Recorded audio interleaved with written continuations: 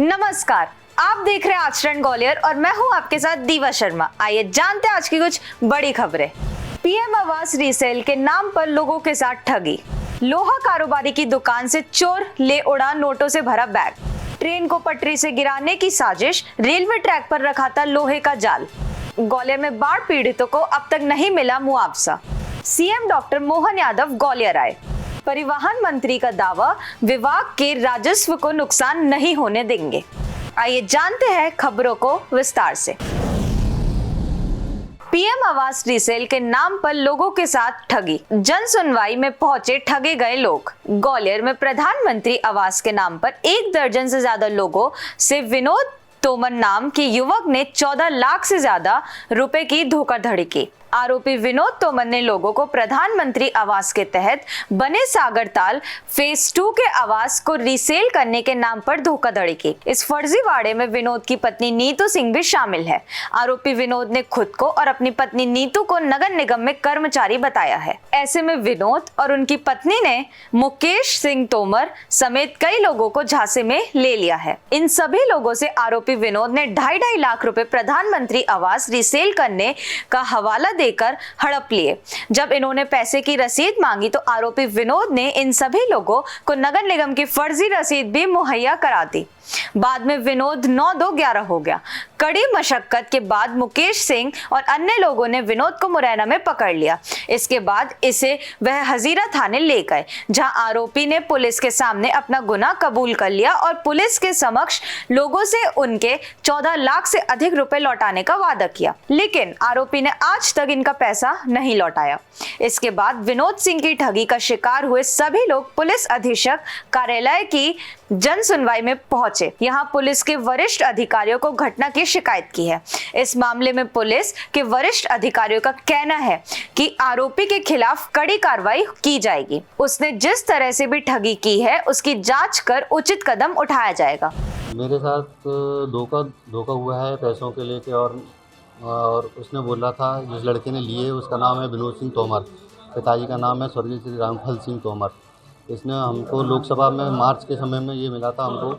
इसने बोला था कि प्रधानमंत्री आवास योजना सागरताल फेज 2 पर ये जो आवास बनी है, प्रधानमंत्री आवास जो बनी है, ये रीसेलिंग में आपको दिए जाएंगे, आपको मतलब अन्य लोगों को दिए जाएंगे। तो मैंने कहा ये कैसे भाई, आप कैसे कैसे दोगे? तो उसने बोला कि ये रीसेलिंग में है। 2018 में जिन लोगों ने लिए हैं उनके 20,000 भरने के बाद में कोई पैसा नहीं भरा गया है।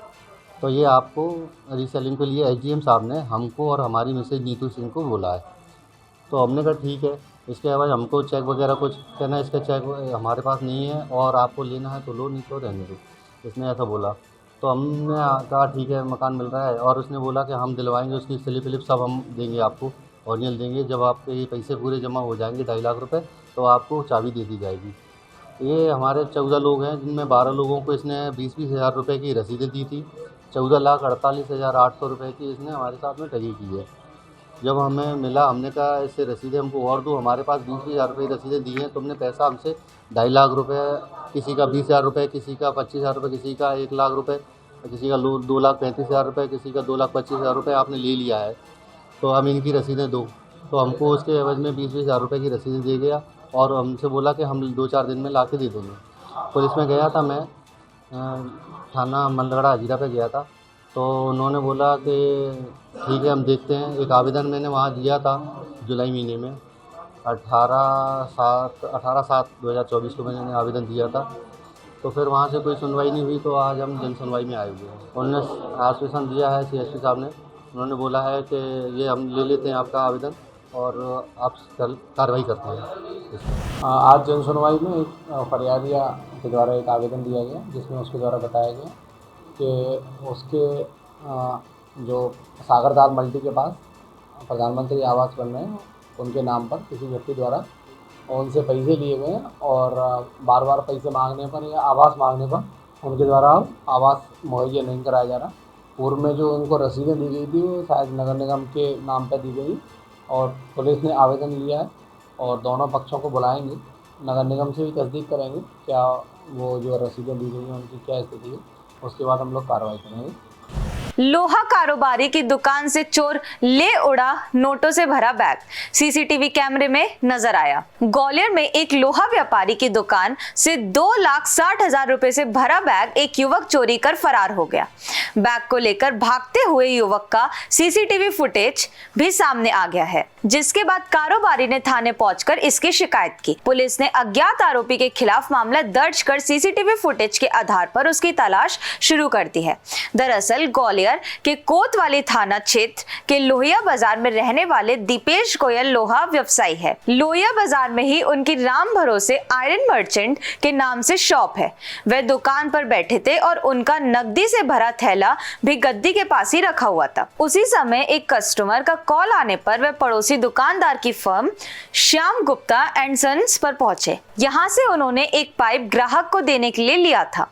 पाइप लेकर वापस दुकान पहुंचे तो उनके होश उड़ गए, क्योंकि गद्दी पर पैसों से भरा रखा उनका बैग वहां नहीं था। उसमें 2,60,000 रुपए रखे हुए थे, जिसका भुगतान एक पार्टी को करना था।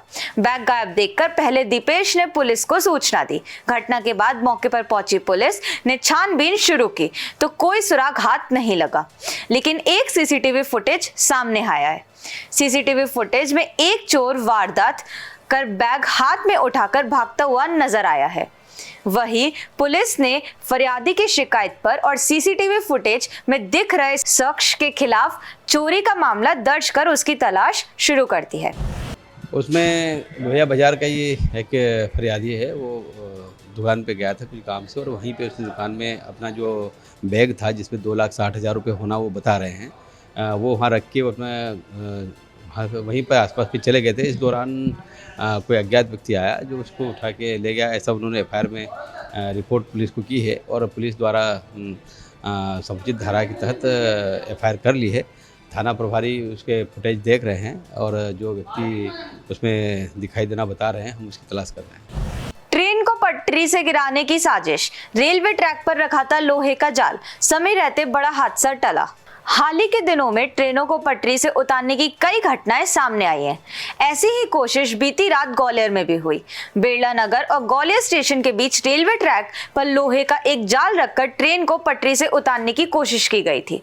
IFU ट्रैक पर ग्वालियर से आगरा माल गाड़ी ले जा रहे लोको पायलट के इस पर नजर पड़ गई। मालगाड़ी की रफ्तार धीमी थी, लिहाजा ट्रेन को रोककर लोको पायलट ने कंट्रोल रूम को सूचना दी और लोहे के जाल को हटाया। इसके बाद सुबह 4 बजे के करीब RPF की टीम मौके पर पहुंची। इसी ट्रैक पर सुबह 5:40 पर यात्री ट्रेन गुजरने वाली थी। दरअसल सोमवार मंगलवार की दरमियानी रात 1:30 के आसपास कोई ट्रैक पर लोहे का जाल रख गया। जैसे ये खबर रेल प्रशासन तक पहुंची, हड़कंप मच गया। ग्वालियर GRP ने इस मामले में अज्ञात के खिलाफ मामला दर्ज किया है।